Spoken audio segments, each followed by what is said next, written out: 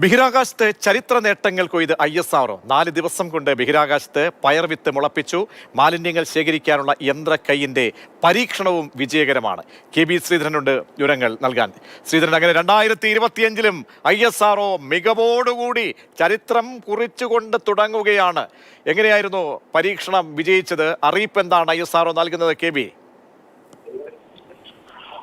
പ്രജീഷ്, ISROയെ സംബന്ധിച്ച് വലിയ നേട്ടം തന്നെയാണ് ഉണ്ടായിരിക്കുന്നത്. പറഞ്ഞ പോലെ തന്നെ പുതുവർഷത്തിലും വെന്നിക്കൊടി പാറിക്കുകയാണ് ISRO. ഏറ്റവും പ്രധാനം, ബഹിരാകാശത്ത് ജീവന്റെ കണിക അല്ലെങ്കിൽ ഒരു വിത്ത് മുളപ്പിക്കുന്നതിനുള്ള നടപടികൾ അത് കൃത്യമായി വിജയകരമാക്കാൻ ISROയ്ക്ക് കഴിഞ്ഞു എന്നുള്ളത് വളരെ നിർണായകമായിട്ടുള്ള ഒരു ചുവടുവയ്പ്പാണ്.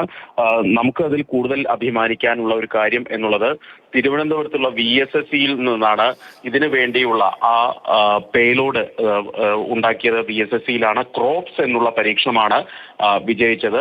അതായത് compact research module four orbital plan studies. ഈ ക്രോപ്സ് ആണ് അവിടെ വിജയകരമായിട്ടുള്ളത്. സ്പെയ്ഡെക്സ് ദൗത്യം, നമ്മൾ ഈ സ്പേസ് ഡോക്കിംഗ് സാങ്കേതികവിദ്യയുമായി ബന്ധപ്പെട്ട് നമ്മൾ വിക്ഷേപിച്ച സ്പെയ്ഡെക്സ് ദൗത്യത്തിനൊപ്പം 24 വിവിധ പരീക്ഷണങ്ങൾ, വിവിധ പേലോഡുകളാണ് ബഹിരാകാശത്തേക്ക് അയച്ചത്. അതിലൊന്നാണ് ഈ പയർവിത്ത് മുളപ്പിക്കുന്ന നടപടി. ഏതായാലും അത് വിജയകരമായി പൂർത്തിയാക്കാനായി 4 ദിവസത്തിൽ കൊണ്ടാണ് ആ പയർവിത്ത് അവിടെ മുളച്ചത്. ഇനി അതിൽ ഇലകൾ വരും. അതിനുള്ള ഒരു കാത്തിരിപ്പിലാണ് ISRO എന്നുള്ള ഒരു കാര്യമാണ് ഇപ്പോൾ ISROയുടെ ഒഫീഷ്യൽ എക്സ് ഹാൻഡിലിൽ പറയുന്നത്.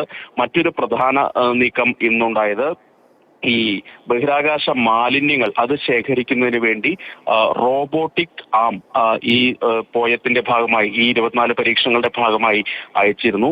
ആ റോബോട്ടിക് ആം പ്രവർത്തിക്കുന്ന ദൃശ്യങ്ങൾ കൂടി ISRO ഇന്ന് പുറത്തുവിട്ടിട്ടുണ്ട്. ബഹിരാകാശ മാലിന്യങ്ങൾ ഭാവിയിൽ വലിയ ഭീഷണിയാകും. ഭ്രമണപഥത്തിൽ മറ്റും ഇത് ഇങ്ങനെ ഒഴുകി നടക്കുന്ന ഒരു അവസ്ഥയൊക്കെ ഉണ്ടാവും. അതിനെ പിടിച്ച് ഭ്രമണപഥത്തിൽ നിന്ന് മാറ്റുന്നതിന് വേണ്ടിയുള്ള സൗകര്യം അല്ലെങ്കിൽ സംവിധാനം, സാങ്കേതികവിദ്യമാണ് ഈ റോബോട്ടിക് ആം എന്നുള്ളത്. അതിന്റെയും പരീക്ഷണം വിജയകരമായി. അങ്ങനെ ഇന്നത്തെ ദിനത്തിൽ നമ്മുടെ അഭിമാനമായിട്ടുള്ള പ്രതീക്ഷകളുള്ള ഒരുപാട് ദൗത്യങ്ങളുണ്ട്. ആ ദൗത്യത്തിലൊക്കെ ഈ ചുവടുവയ്പ്, ഇന്നത്തെ ഈ പരീക്ഷണ വിജയങ്ങൾ എത്രത്തോളം നിർണായകമാണ്?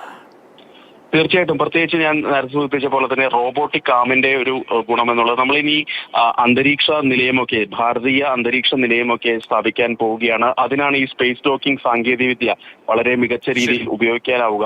ഏതായാലും അതിലോടൊപ്പം ഈ ഭ്രമണപഥത്തിൽ നമ്മൾ ഏതെങ്കിലും ഒരു ഉപഗ്രഹം അയച്ചിട്ടുണ്ടെങ്കിൽ ആ ഉപഗ്രഹത്തിന്റെ കാലാവധി കഴിഞ്ഞാൽ അതൊരു പക്ഷേ ഈ ഭ്രമണപഥത്തിലൊക്കെ കറങ്ങി നടക്കാനുള്ള സാധ്യതകളൊക്കെ ഉണ്ട്. അതുപോലെ തന്നെ ബഹിരാകാശ മാലിന്യങ്ങളൊക്കെ ഉണ്ടാകും. നേട്ടത്തിന്റെ വിവരങ്ങൾ നൽകിയത്. ബഹിരാകാശത്ത് നേട്ടങ്ങൾ കൊയ്ത് മറ്റൊരു പൊൻതൂവൽ കൂടി ISROയ്ക്ക് ലഭ്യമാകുന്നു. 4 ദിവസം കൊണ്ടാണ് ബഹിരാകാശത്ത് പയർവിത്ത് മുളപ്പിച്ചത്.